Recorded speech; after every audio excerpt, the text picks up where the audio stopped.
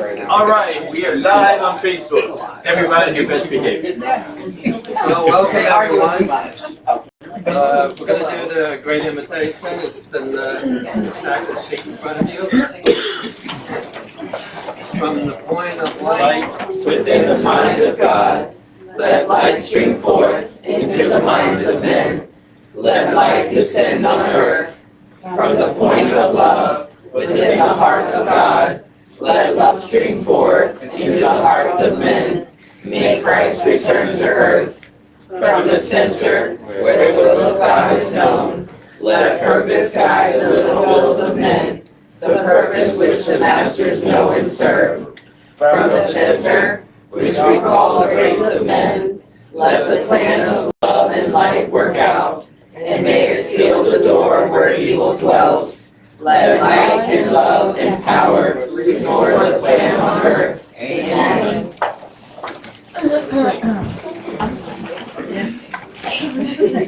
So, Doug is out this week, so I'm out for two. And Doug and I don't read the same literature, so we're going to get a little different today. A little reading. There was a master come unto the earth, born in the holy land of Indiana, raised in the Mystic Hills east of Fort Wayne. The master learned of this world in the public schools of Indiana. And as he grew in his trade as a mechanic of automobiles. But the master has learned from other lands, other schools, from other lives that he had lived. He remembered these, and remembering became wise and strong, so others saw his strength and came to him for counsel. The master believed that he had power to help himself and all mankind. And as he believed, so it was for him, so that others saw his power and came to him for healing their troubles and the many diseases. The master believed it is well for any man to think upon himself as a son of God, and he believed, so it was. And these shops and garages where he worked became crowded and jammed with those who thought his learning and his touch. And the streets outside of these facilities, people conjugated as only to be in his shadow as he passed. And it might fall upon them and change their life. It came to pass because the crowds, several foremen and shop managers bid the masters leave his tools and go his way. For so tightly were the crowds that neither he nor the other mechanics had room to work upon the automobiles. So it was that he went into the countryside. The people followed him, called him Messiah, and worked the worker of miracles. And as they believed, it was so. If storms passed as he spoke, no raindrops touched a listener's head. The last of the multitude heard his words as clearly as the first, no matter lightning nor thunder in the sky above. And always he spoke to them in parables. And he said unto them, within each of us lies the power of our consent to health, to sickness, to riches, to poverty, to freedom and slavery. It is we who control these and not another. A millman spoke up and said, easy words for you, master, for you are gifted as we are not, and need not toil in the soil. A man has to work for his living in this world. The master answered and said, in parable,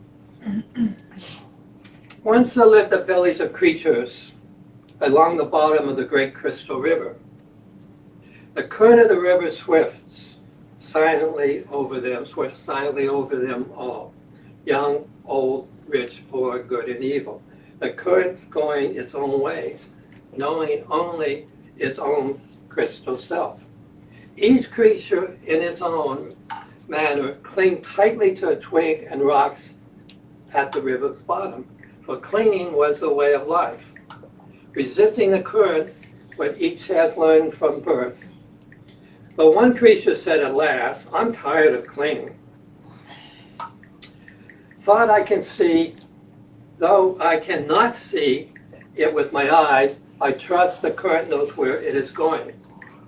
I shall let go and let it take me where it will.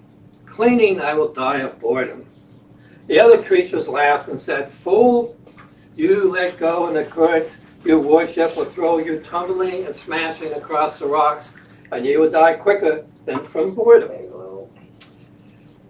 But the one heeded them not, and taking a breath, did let go, and at once was tumbled and smashed by the current across the rocks. Yet in time, as the creature refused to cling again, the currents lifted him free from the bottom, and he was bruised and hurt no more. And the creatures downstream, to whom he was a stranger, cried, "See a miracle! The creature like ourselves, yet he flies. See the Messiah, come to save us all." And the ones carried in the current said, "I'm no more Messiah than you. The current delight in lifting us free, if only we dare to let go."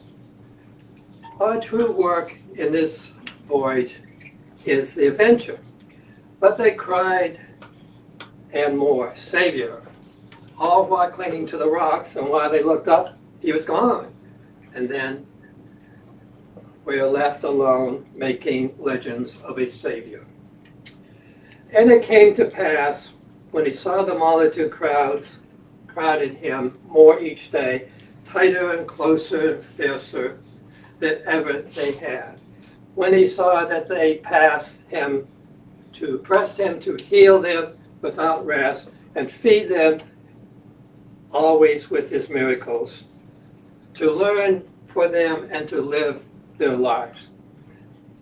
He went alone one day onto the hilltops apart, and there he prayed. And he said in his heart, "Infinite radiant is, if it be thy will, let this cup pass from me. Let me lay down aside this impossible task. I cannot live the life for one other soul, yet 10,000 cries for me for life. I'm sorry I allowed it all to happen. If it be thy will, let me go back to my engines and my tools, and let me live life as other men." And a voice spoke to him on the hilltop. God always speaks to you if you go to the hilltop. A voice neither male nor female, loud or soft, a voice of infinite kindness. And the voice said unto him, "Not my will, but thy be done. For what is thy will is mine for thee. Go the way as other men, and be thou happy on the earth." And hearing, the master was glad, and gave thanks and came down from the hilltop, humming a little mechanic song. And when the crowd pressed him with its woes, beseech him to heal for it, and learn for it, and feed it non-stop from the understanding, and to entertain it with his wonders, he smiled upon the multitude and said pleasantly to them, "I quit." For a moment, the multitudes were struck dumb with astonishment. And he said unto them, "The man told God that he wanted most of all to help the suffering world, no matter the price for himself. And God answered and told him what he must do, should a man do it, as he is told." "Of course, Master," cried the many. "It should be pleasure for you to suffer the tortures of hell itself, shall God ask it. No matter what these tortures, nor how difficult the task. Honored to be hung, glory to be nailed to the tree and burned. If so that God has asked," they said. The view of the crowd. "And what would you do," the master said unto the multitude, "if God spoke directly to your face and said, I command that you be happy in the world as long as you live? What would you do then?" And the multitude was silent. Not a voice, not a sound was heard upon the hillside, across the valley where they stood. And the master said, "In the path of our happiness shall we find and learn for which we have chosen this life. So it is that I have learned this day and chose to leave you now to walk your path as you please. And he went his ways through the crowd and left them, and returned to the everyday world of man and machines. Okay. That's from the book Illusion by Richard Bach. Has a lot of things to do with what's going on today. If you want freedom, let go. Don't hang on. And I think that's a good lessons for everyone. Now, our speaker today is none other than Tim Akers. Tim. Thank you, Mr. Charlie. Mr. Charlie, if you enjoy, he'll be speaking next week. So in 7 days, you'll hear more of Mr. Charlie. Mr. Charlie enjoys speaking. He's part of Toastmasters. So he's good at making toast and speaking. That's what Toastmasters is all about. Absolutely. I wanted to talk some about unmanifestation and basically letting it all go. It is hard to imagine. I know we try to control our lives so much with so many details, and sometime in your life you probably eventually get too many details that say, I can't do it all.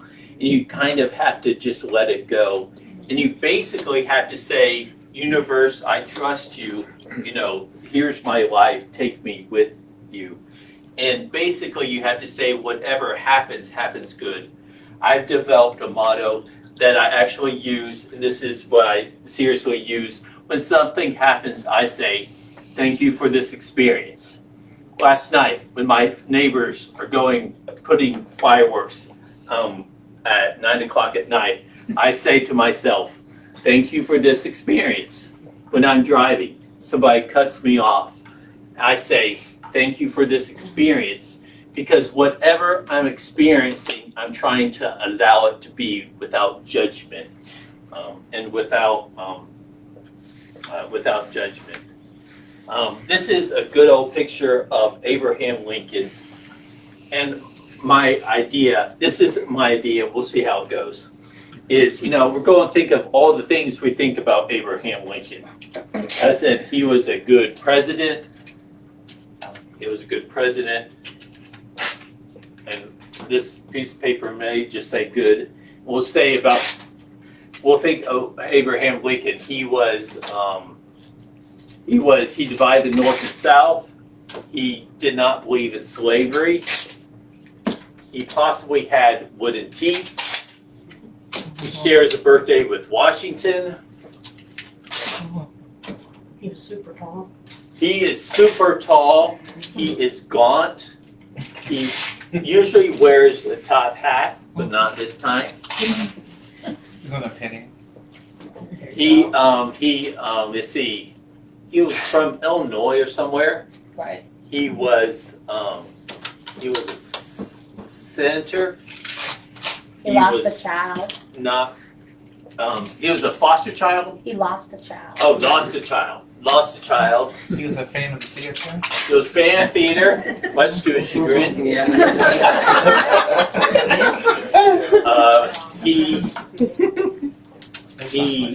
Let's see, like theater. See, what's something else about Abraham Lincoln? He usually wore a hat, which I have said previously. Yeah. And I don't know much about Abraham Lincoln. I will say his wife went crazy. Mary Todd.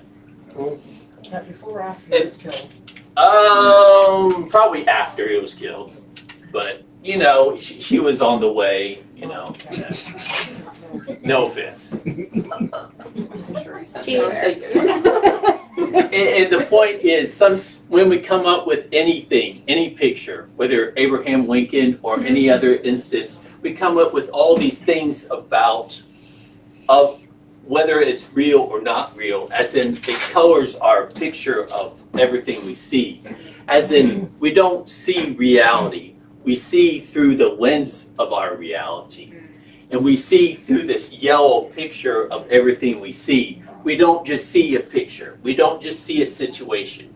We see a situation, we judge it instantly. And the thing is, life is really easier as long as you don't judge everything, as long as you can allow it to go, allow it to just think, allow it to just happen.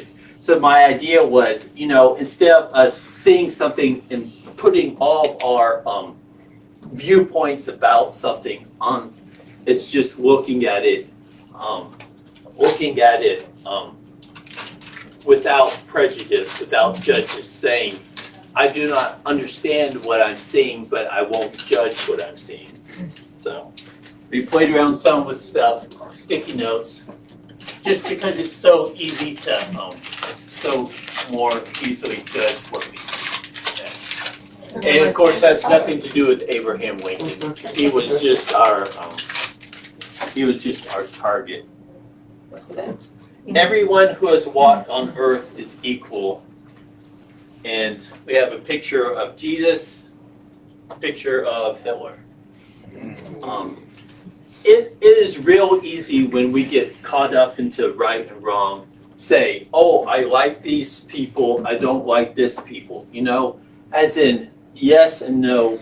And everything's just a choice. You may hang out with this guy or may hang out with this guy. They both have mustaches for some reason. Who knows? But I mean, as in, it's just a choice. It's not like this is good and that is bad. It's really just all a choice. And once you reject people, it's amazing how you reject things in your life. And really, if Jesus was alive today, he wouldn't be against anybody. No, it's amazing how the universe is for everything. Yeah. I do not believe we have a problem manifesting, because you manifest everything in your reality. You manifest your house, your relationships, your money, your health, etc. I believe we have a problem being consciously aware of our manifesting. I know. Interesting. I know. We'll open that back up. You're like, man. All right. Because they wanted us to sit with that. Yeah. I know. Sit in that for a minute. As much as I understand, use computers, it's amazing how they simultaneously work and don't work sometimes. Whew. All right. Boo, boo, boo, boo.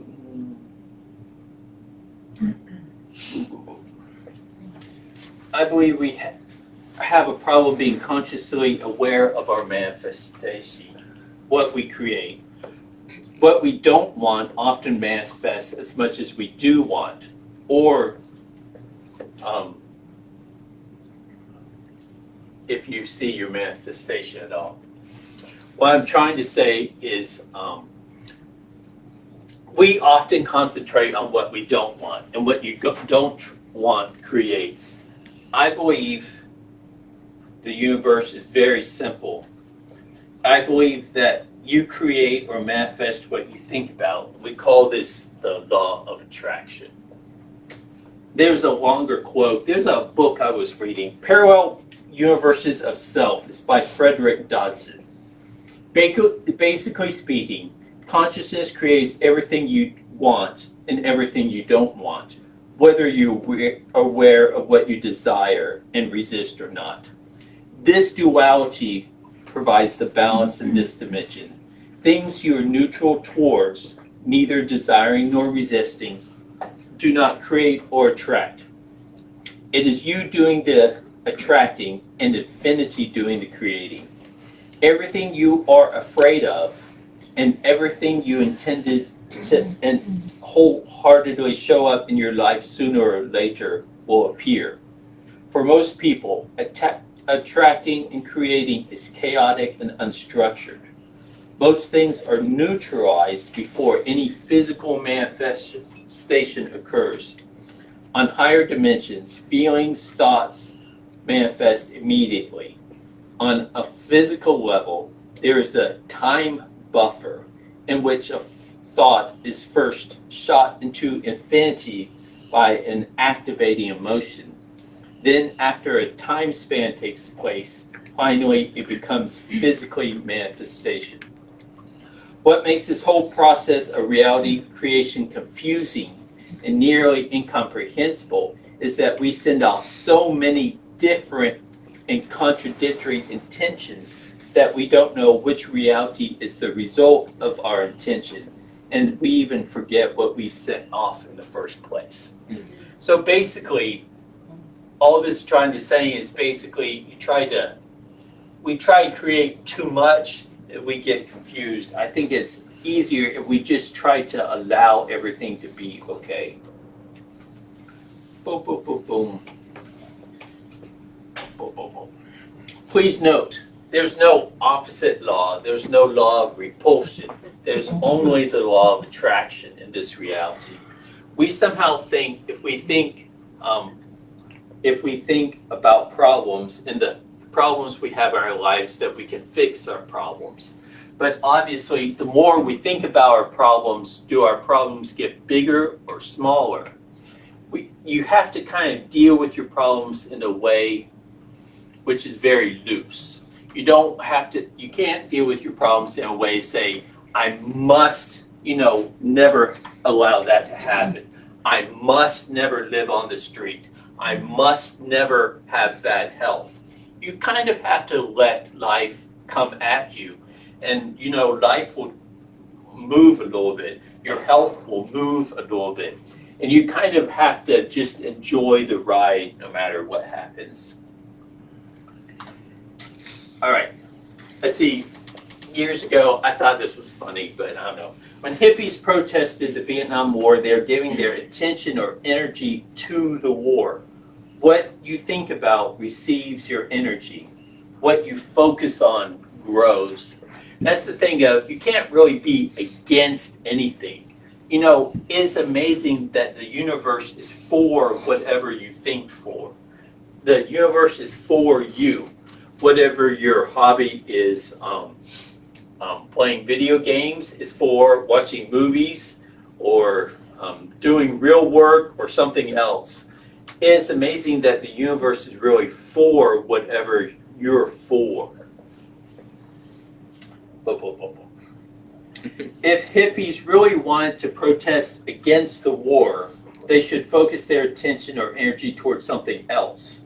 They could focus on absolutely anything else. A walk in the park, write a story, imagine the world at peace. Just because they were against the war, they really could, the universe doesn't really allow you to be against things. You can be for a walk in the park, you could be for world peace, but you can't really be against anything, because the universe is always on your side, and the universe is always on everybody else's side, no matter what. 3 ways to respond to any problem. We accept it. Yes, thank you. More, please. That's the easiest answer to any problem. Most of the time we do resistance. No, I can't take it. It's too much. That stresses me out. And then the third answer is you resist as long as you can, then after a while you accept it. You resist, you get so worn out, and then you finally accept. And it's a lot easier if you just do acceptance as much as you can all the time. You're going, I'm going to allow the universe to come at me with everything it has, and I'm okay with it. Whatever problems, seemingly problems that come my way, it is okay. Because me resisting my problems doesn't change the situation. By allowing the energy to change, acceptance, you're actually allowing your problems to change. You're allowing your problems to move. You are allowing your problems not to be problems. But most of the time we resist as long as we can, and then we accept it after we're totally gone overboard.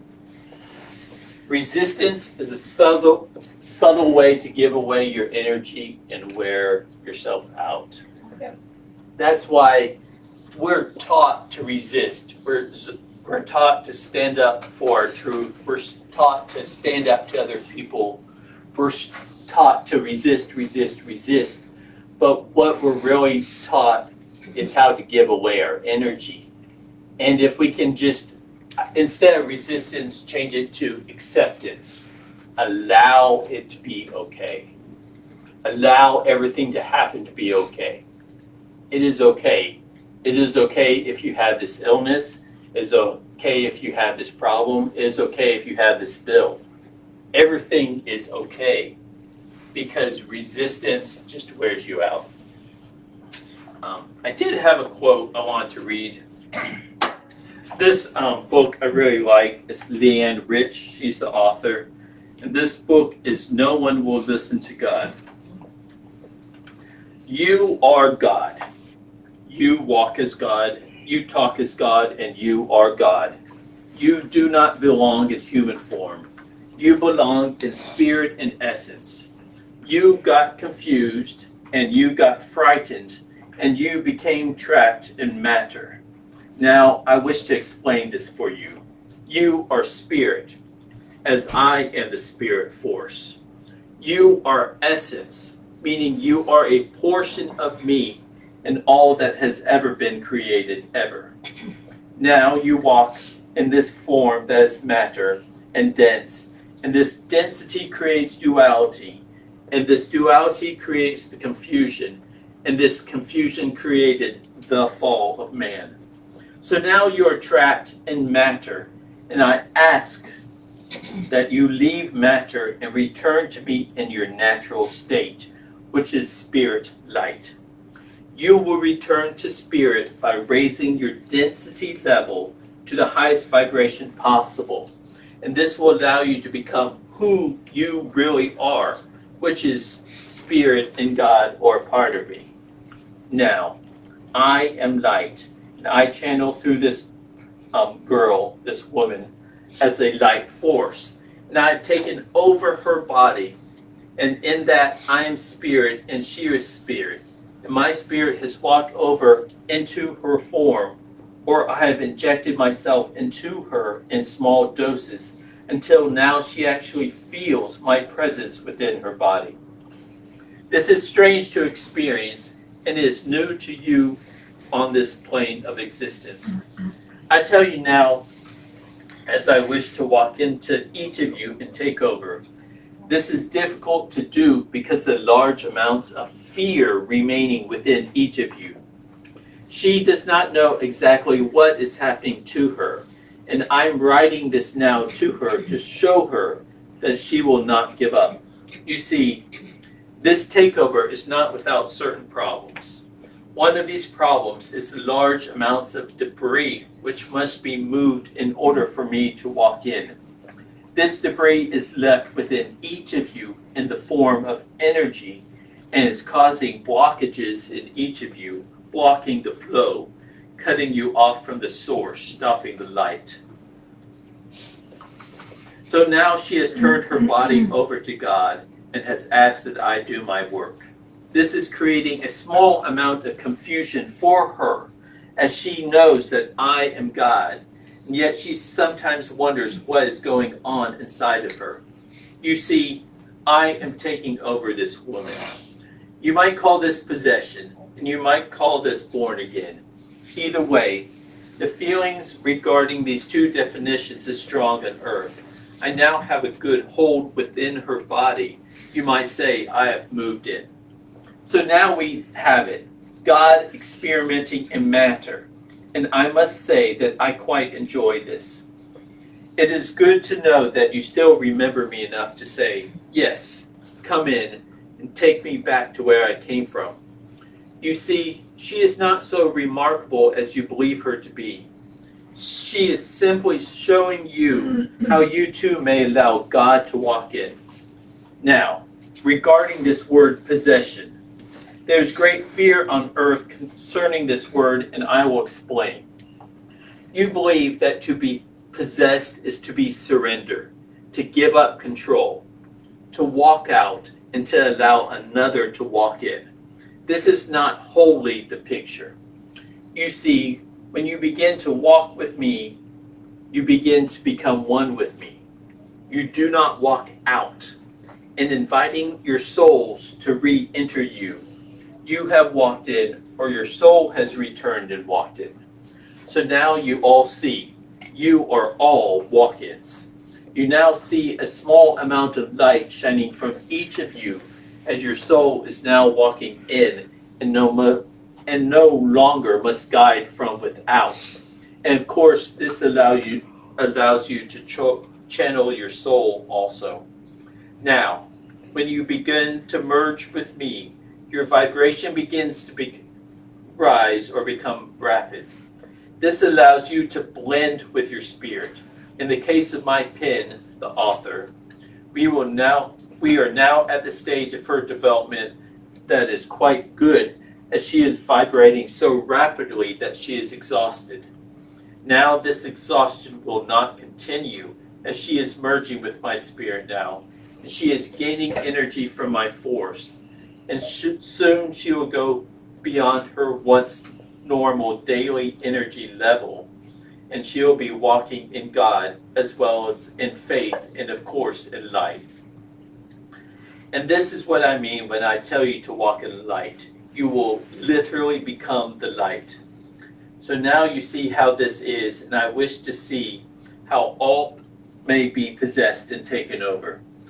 So you may begin to feel exhaustion at some point on this path to God, and you will know that this is you becoming me.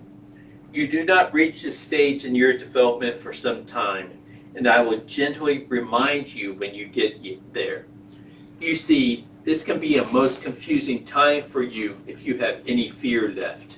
Fear of such silliness as possession and taken over. You see, you watch too much television.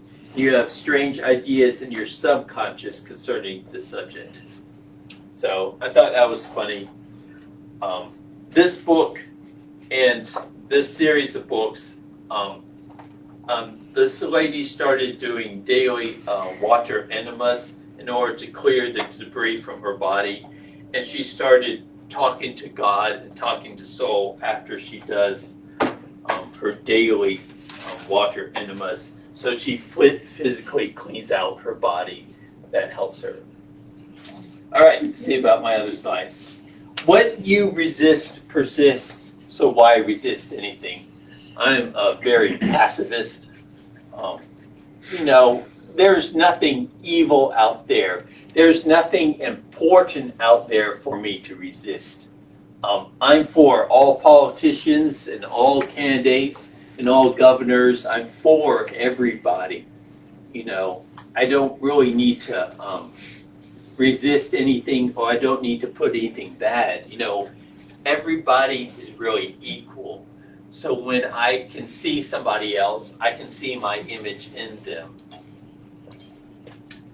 Tim, I have a question. Sure. I'm struggling with the idea of if everyone just accepts what is happening and says, yes, more please, in certain situations where people are being oppressed, like say an abusive relationship or even the Holocaust, if everyone was just like, yes, more please, and no one resisted, then at some point nothing changes, correct? Right. It seems like allowing non-resistance is passive. It seems like it's a wimpy way out.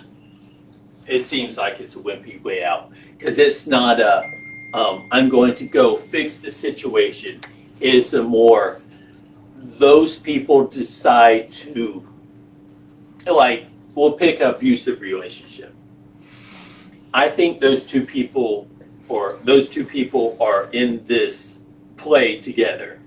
And their play is going to be this one has power and this one doesn't. So they both actively are part of this play. And they are so caught up in the drama of it, they can't see that it's just a play. They can't see that they're a part of it. So for me, every abusive relationship is just is just a play that you're being part of. And so you may be part of an abusive relationship, or you may let go of it. You know, they have as much power as everybody who has walked this planet. And it seems like when you're in an abusive relationship, you don't have power. You know, if you don't have money, it doesn't seem like you're important. If you don't have $1,000 to your name, you know, it seems like you're oppressed and poor and you can't pay rent and society is hard against you. But everything you're a part of, you choose to be a part of. And every relationship somebody else is a part of, they choose to be a part of. So it's seeing how completely whole they are, even though they may not choose to act like that. Like, I see a victim, you know, somebody gets robbed. So I see this person get robbed and going, they choose to be a part of that relationship and I can't change it. I can't make it better. So all I can is try to see them as a whole person that chose to be a victim. So to me, I don't really see the right and wrong. All I see is people choosing to be victims because, you know, and you can't really change other people. I mean, you can love people to death and take them exactly where they're at, but you don't have to, you know, some people are going to see themselves as victims and you say, I honor you on your journey. You see yourself as a victim. I probably can't see other people as victims because it is their journey. So I believe we all come from God and we all return to God. It's pretty simple. Sorry, Tim, can I jump in on that quickly? Yeah, sure. For me, because I struggle with that, for me is wherever I put my attention, it grows. So if I see something terrible happening, yes, it's good to want to maybe help guide that if you feel morally obligated, but putting attention, whether it be anger or whatever it is, it just grows it. So if we can just avoid allowing those emotions to go there, it can be very helpful. I know it's hard to notice it without putting your attention on it. Yeah. You know, as in, you know, I think too much acceptance is like almost appeasement, though, is where I struggle. And I mean, I respect your opinion. I just think I have a different I agree experience. with you, but the acceptance that he's speaking of comes from a place of like, if you're in this relationship, right, the resistance is, oh, he was just Oh, mad yes, that I Oh, understand. he was, Yes. or this is that, and the third, or oh, Yes. the acceptance, oh, I'm in My an abusive responsibility. relationship, Yes. and now I can pivot and redirect Yes. to That I something more understand. preferable. That I agree with. Yeah, That I that's what he was. That's the Yeah. point here is accepting Yeah. what it is, so that way you know how to move forward from that space of accepting that Yeah. you are in that situation rather than making excuses for it, which is the resistance. Yeah. it's, I get acceptance of your own. it's hard. Yeah. I mean, I don't watch the news because it's all victimization. But if I did watch the news, it would just be all equals. You know, people participating in these dramas that seem real, that seem like they're victimized, that seem like they have less power. But I do believe we are all equal, and it's hard to see each other as equal. I mean, we have different ages, we have male and female, we have different situations in life, different money situations. I mean, everybody has a different tax situation, you know, as in, it seems like we have all these things that make us not equal, when at the essence of what we really are is we are all equal, we're all the same. And I think it's wonderful when you can see each other as the sameness. You can feel some of the sameness. Who is God? I believe God is all things seen and unseen. God is all energy here, there, and everywhere. I believe God does not judge. If you pay attention to the Old Testament, God gave the 10 Commandments, but he did not give judgments for any breaking of the 10 Commandments. God does not have rules. I think this is confusing to us because we are taught that rules are important so much of the time. Growing up as children, our parents give us rules, which is fine. But we are so used to rules that we sometimes miss having rules. And I do not believe God has any rules because he sees everything as good. He sees everything as positive. God does not say no to anything that you do or that you say or that you think. It is amazing that God is for you no matter what. No matter whether you enjoy watching Simpsons cartoons like I do that have medium value, but they're just fun to do. I enjoy watching The Simpsons, and I've seen way too many Simpsons cartoons, but they're great. But God is for that. God always loves or allows. To me, loving and allowing is the same thing. That's why, even though it may seem very passive to always allow everything, I believe that's the type of love. God does not project into the future. God is always in the present. It is amazing that God is okay with us, what is happening right now. You know, God does not want something different to happen in your life that is not happening. God doesn't want you to do more in your life than what you're doing right now. You know, God is really happy, content with you right now. And if you can be happy with you, I believe that's where the magic happens. God is already happy with you. Just be happy with yourself. So I wanted to talk about briefly what is love. Love allows all things to happen. Love lets go of all things, as in love has no expectations. Love does not judge.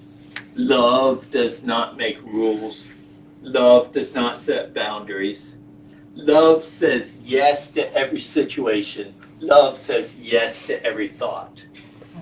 It is hard to imagine how much the universe is for us. As a human, it seems like, you know, it's us against the world, but it's really saying yes to every situation and seeing that the universe really does align with you. And the only person that you need to align with is what's already happening in your life. You don't have to change your life in order to enjoy your life. All you have to do is make the choice to enjoy. Love allows all things to flow. Love feels light while judgment feels heavy. I don't know if I got one more line. Yep. Love is intuitive and automatic. You know, when you love your pet, it's really automatic. Mr. Stephen brings his dog Halo to church. He's a wonderful dog, and I enjoy 5 minutes of Halo. So I enjoy Halo, but love is really intuitive and automatic. I think that's about my last slide. I got, I've been entranced by handpan music. This guy makes it sound way too easy. So we'll listen to him some, and we'll this will close out our service. Let me find the remote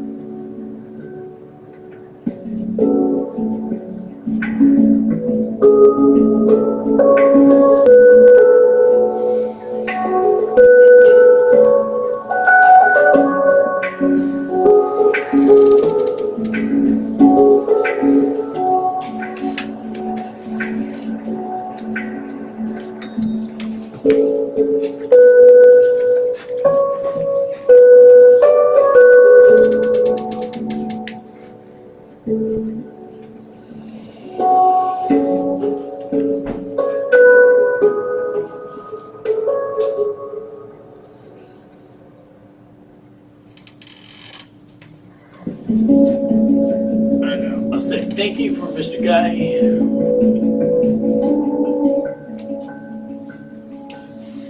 Guess I'll pause this. You go out and play some more, Charlie. Okay. You done? I don't know. Yeah. I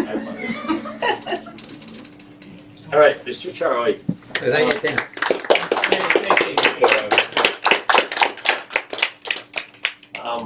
Joanne's not here, so I guess I'll do the offering. I like that. I take care of it. Okay. I got money then. Okay, Tim says, well, equal. Well, I don't know. Well, I sure hope so. Well, I think we all have infinite possibilities. We all choose different ones. I don't think that keeps us exactly equal. What is what it is. Okay? I'm going to ask Angela to pass the basket. Angel. And we'll go through a couple announcements.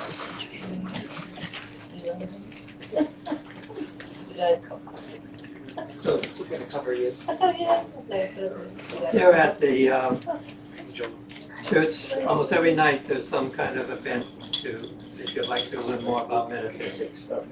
On Thursday night, Angels does a psychic mediumship, spiritual circle. On Friday nights, Kelly does a spiritual mind gathering. And this coming Saturday is a monthly psychic fair. There'll be readers here, healers, they call it motion codes, and tarot cards, and whatever you like. There's No. someone, Angel. I'm going too fast. Yeah, slow down. Just throw it in there, guys. That's the ball. Oh, this Yes. Saturday night, Sunday night rather, tonight, we are continue our minister training sessions. Everybody's welcome. We have a pretty good time. What it's about is not someone, myself, giving lectures. It's about we're sharing how we do, how metaphysics works in each of our lives. So I find it quite interesting. Alita is moving, and she could use some help unpacking and moving some household items. If you have some time today, tomorrow, talk to her. She's there in the back. What else am I missing? Oh, we have a raffle in the back for $1 a ticket. You can we raffle off about once a month a gift. You can see what it is back there. I'm not sure what it is at the moment. On the second and fourth Monday of each month, we have yoga nidra with Danielle. I think that's about it for now. I missed anything? I don't think so. Okay. So why don't you do the same? All right, guys, we ask you all to send power and healing toward the money basket. Lord, today we thank you for the blessings you provided this church. We thank you as well for bringing everybody together as a group of people. And we ask that this donation be multiplied for the better use of the church. Thank you so much. Amen. Amen. It was wrong, but good Oh. job. That was beautiful. Thank you, thank you. Next week, here, I'm actually going to be the speaker next week, and it's going to be on how to use metaphysics for your health. So if you have any health issues, we'll take care of them next week. Gotta wait. Gotta wait a week? Gotta wait. Well, you know, the deal is,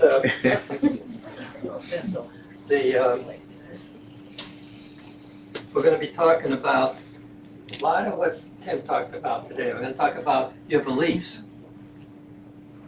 Do you ever think that belief may not be true? Maybe the fact is that hardly any of them are true. We're talking about that.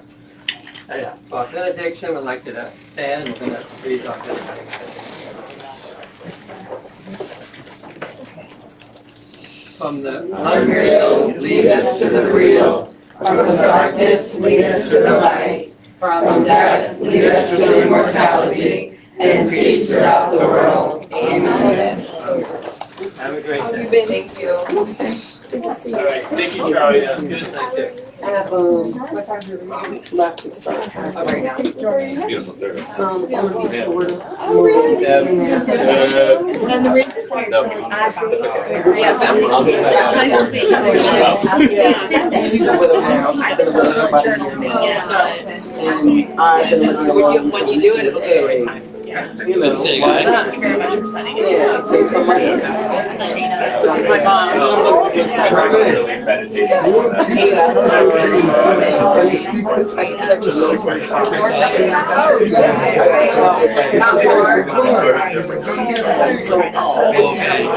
Next week, you're going to have me back. So that's good info.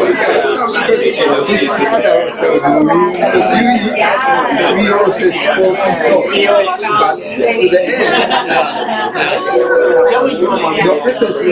was reading. I was reading. Good point. Good deal. See you tonight. Oh, the lady that needs help. She's the older lady that helps with coffee. Okay. I don't think so. I think we're good. Yes. Yes. So I was already got a movement. Yeah, I got it ready. Well, thank you for that. Was a good intro. I like 12 minutes. Yeah, 12 minutes. 12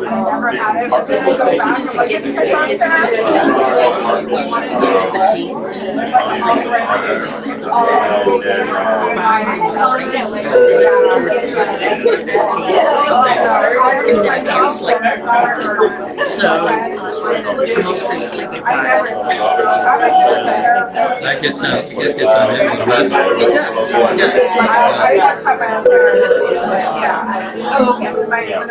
it's 13 minutes away from here. What's going on with you? You know, same old, same old. I've been better though. Been meditating every day. Physical health is improving. I decided to go back to school. Yeah, I'm going to be a nurse practitioner. Well, I'm already a nurse. I'm trying to save her money. expanding. I feel like I'm doing better. The meditation. So I found her one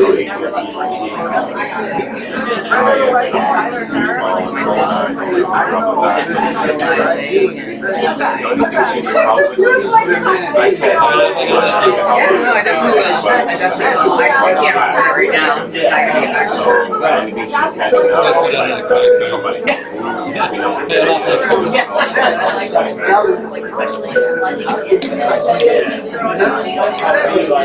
Yeah, meditation's the key for the long term.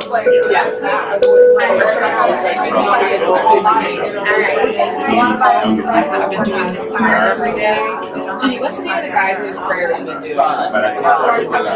He has this, I don't know if you've seen it, but it's just like